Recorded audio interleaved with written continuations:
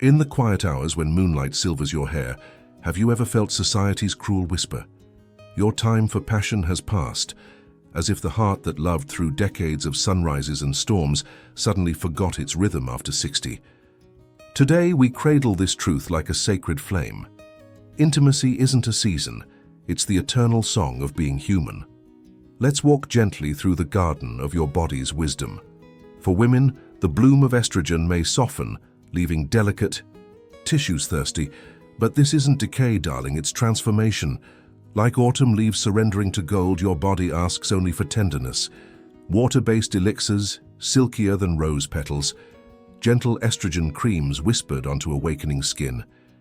These are love letters to your flesh. And for men, when desire's tide flows slower, like a river learning patience, know this: your strength hasn't vanished. It's deepening roots. Testosterone's dance changes tempo, but oh, how it sways. Erections may need your lover's fingertips tracing maps on your skin, not as failure, but as invitation. A sacred dialogue between two souls rewriting pleasure. I think of Rosa, 71 winters young. When pain made her body feel like a locked chapel, she wept in the shower, until her doctor, hands soft as prayer, said, "Dryness is not your destiny." With a moisturizer smooth as twilight, she reclaimed her altar. Now, she lights vanilla candles and anoints her skin, humming Billie Holiday. My body remembers joy, she told me, like a vine remembers sun.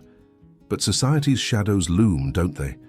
That grocery store glance, the daughter who sighs, "Mom, isn't romance unseemly now?" We've all heard the poisoned myths. Your fragile heart can't bear passion's weight. Desire after 70. How undignified. Let me cradle your face in these words. You are not broken. You are becoming. When researchers placed stethoscopes on hearts like yours during lovemaking, they found not danger, but healing. Blood pressure softening like butter, stress dissolving like sugar in tea. Your body knows its truth, and when the world tries to shrink your light, remember Helen Mirren's roar at 78, "My sexuality is mine." Or Geraldine, who met her daughter's judgment with tear-streaked defiance, "My heart didn't retire with my job." You need no permission to hunger, no pardon for existing. In your skin. Tonight, stand before your mirror, trace the stories etched around your eyes, each line a testament to survival. Whisper, "I am worthy of pleasure." Let it echo through your bones. For tomorrow, we learn the language that turns whispers into symphonies between lovers. Last night, Martha wrote to me, "How do I tell Ben my body needs new roads to pleasure without his heart crumbling?" Ah, love, this is where we spin silence into gold, where courage becomes an act of devotion. Imagine Frank and Evelyn, married 53 years. When Evelyn's hip surgery left her trembling at Ben's touch, she buried her face in lilac-scented pillows. Until dawn found her tracing his stubble, whispering, "My love, let's build a new bridge to each other." They piled cushions like clouds, discovered angles gentle as sonnets. Now, they laugh, painting each other's toes crimson, their bed a sanctuary of reinvention. This is how you begin. With the sandwich of sacred truth, layer 1, gratitude. Your hands on my skin still feel like coming home. Layer 2, bravery. My body sings new notes now. Will you explore the melody with me? Layer 3, invitation. Let's try slow massage Sundays. Just your palms learning my landscape again. And if you walk alone, your solo pilgrimage is holy. Carl, whose wife's ghost lingered in every room, thought desire died with her, until his therapist placed a mirror before him. Your body is a living altar. Honor it.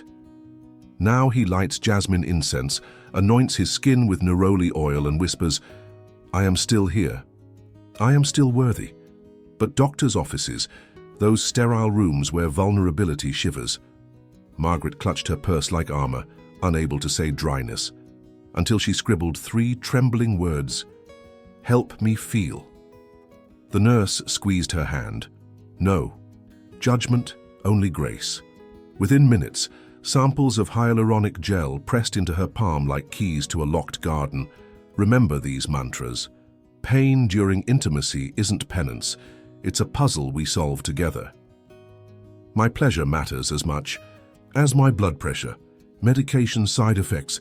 Show me back roads to joy. When Robert emerged from prostate surgery, shame wrapped him like chains. His daughter found him weeping over unused condoms. "Daddy," she murmured, "let your doctor see you whole." He learned of vacuum devices covered by Medicare, not as surrender but liberation. The first time we made love after, he shared, we cried like teenagers, not because it was perfect, because it was ours. Now, the secret your cardiologist won't tell you, emotional intimacy, is your fountain of youth.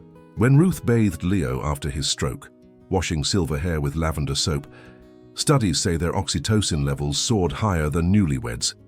No intercourse, just her knuckles massaging his scalp, his crooked smile against her wrist. The Kinsey Institute proved such moments thicken the myelin sheathing your nerves, literally guarding your memories.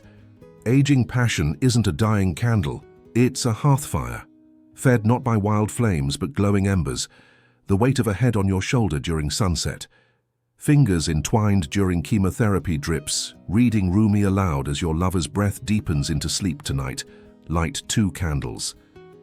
Let one represent the past, all you've survived. The other, the future, all you still dare to become. Breathe in their mingled smoke. Then, we step into the final sanctuary, where science and spirit dance in your veins. Phil's letter arrived with dried tears on the paper. We tried your sandwich method and found ourselves weeping over takeout, remembering our first date. We're ordering orthopedic pillows tomorrow. Oh, kindred souls, this is the alchemy we're born for, turning vulnerability into communion. Yale scientists followed hearts like yours for 10 winters. What bloomed in those who kept intimacy alive? Depression shriveled by 42%. As if joy rained from their pores, sleep deepened into velvet trenches of restoration, immunity blossomed like orchids in hostile terrain. Why? Skin-to-skin contact floods your blood with oxytocin, nature's antidote to despair. One study placed widows' hands in strangers' palms for 10 minutes. Their cortisol levels plummeted as if kissed by grace. Your body knows, touch is not luxury, it is oxygen. But what of those walking solitary paths? Sam's arthritis clenched his hands into fists until Joan began massaging them nightly with warmed shea butter. Her thumbs on my knuckles, he sighed, feel more intimate than our wedding night. Science confirms, such tenderness lights up the brain's pleasure centers like constellations. And Evelyn? After cancer stole her breasts, she stood naked before a mirror, mourning stolen terrain, until her therapist urged, map undiscovered countries. She traced feather strokes up her inner arm, gasped as her neck ignited like a match struck in darkness. I found cathedrals in my collarbones, she laughed. For Carl, self-pleasure became holy rebellion. At 80, he unlocked a trove of silk scarves, erotic poetry, amber lubricant. I thought celibacy was my sentence, he confessed. Now my body sings hosannas. Throw society's rulebook into the sea. Passion doesn't fade, it distills. Dr. Kleinplatz interviewed souls over 80 who whispered, sex now tastes richer than youth's frantic banquets. Why? No performance. Only presence. Maria and Lois, silver-haired lovers of 45 summers, teach us ecstasy's evolution. Young lust was champagne bubbles, Maria smiles. Now, we're vintage wine sipped slowly by firelight. We bathe each other with rose. Milk, dance naked to Nina Simone. Make love sometimes for hours, sometimes just swaying until dawn paints our skin gold. Your revolution begins here. Start a manifesto of touch. Monday, knead shoulders during the news, whispering I honor your strength. Thursday, brush hair with lavender oil, counting strokes like prayers. Sunday, lie chest to back, skin-drinking skin, as breath sinks into one ocean, no goals, no scripts. Only sacred attention, Martha's final gift to us. Last night, Ben and I slow danced to Elvis in our kitchen. My hip ached. His tremors made us stumble. But when he murmured, "You're still my compass," I didn't feel old. I felt eternal. This is your inheritance.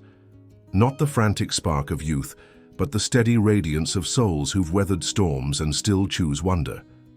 Use silken elixirs, build pillow fortresses, let laughter echo through your bones. Your desire is not shameful, it's the fingerprint of divinity. If this truth resonates in your spirit, if you felt seen, kindled, unashamed, do this. Tap like. Let YouTube's algorithm weave our voices together. Share. Send this to someone hiding in society's shadows. Subscribe. Join Elderly Paradox as we dismantle every lie about aging. Thank you for trusting me with your sacred stories. You're rewriting what it means to grow wise in this world. One defiant kiss, one whispered need, one kitchen dance at a time. Stay with us. More journeys await. Widowhood and the courage to want again. Your body, your power. Solo pleasure as sacred ritual. When adult children question your romance and how to shine anyway, you are a revolution wrapped in skin. Never apologize for burning bright. Until next time, keep your heart wild, your hands tender, and your story blazing. With love and solidarity. Elderly Paradox, where age meets audacity.